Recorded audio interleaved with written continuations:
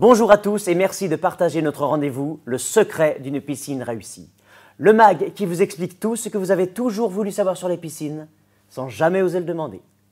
Vous êtes l'heureux propriétaire d'une piscine, vous projetez d'en faire construire une, c'est à vous que cette émission s'adresse.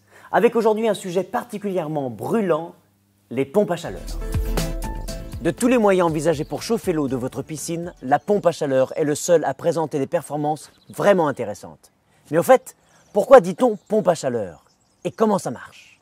Le principe consiste à transférer les calories de l'air ambiant dans l'eau de la piscine pour en faire monter la température. En termes énergétiques, le rendement est optimal, avec un ratio de 4.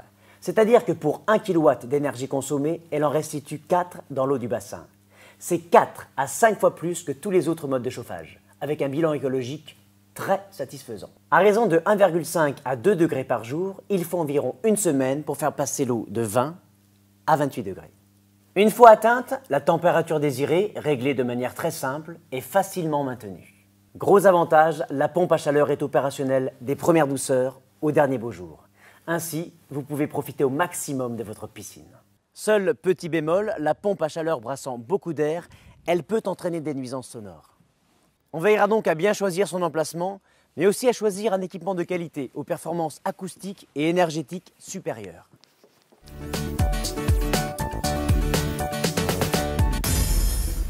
Sans vouloir jouer sur les mots, l'enthousiasme dont vous faites preuve dans vos questions SMS fait chaud au cœur. Thierry, dans l'Eure, se demande: faut-il couvrir mon bassin si j'utilise une pompe à chaleur? Tout à fait, Thierry. Il faut systématiquement couvrir l'eau du bassin, en particulier pendant la nuit, afin d'éviter un refroidissement, mais aussi une évaporation de l'eau. Deux phénomènes qui, au bout du compte, finissent par coûter cher. Marie-Christine des Bouches-du-Rhône s'interroge: où dois-je installer ma pompe à chaleur? Question centrale, chère Marie-Christine. N'oubliez pas que la pompe à chaleur se nourrit de l'air ambiant.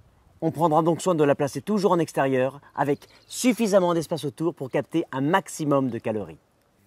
Suzanne de Haute-Savoie se demande: peut-on garder la pompe à chaleur dehors en cas de gel? Excellente considération, alpestre Suzanne. Et oui, c'est possible de garder la pompe à chaleur dehors, à condition toutefois d'avoir bien vidé l'eau de l'échangeur pour éviter le gel. Veillez également à bien protéger la pompe avec sa housse. Nous l'avons vu, la pompe à chaleur est sans conteste la solution de chauffage de votre bassin.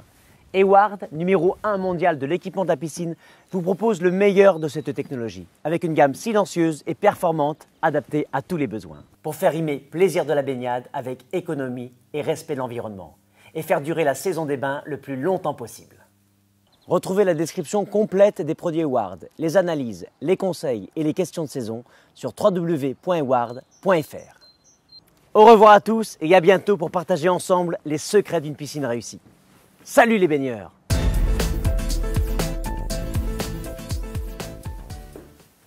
Allez, on rentre à la maison.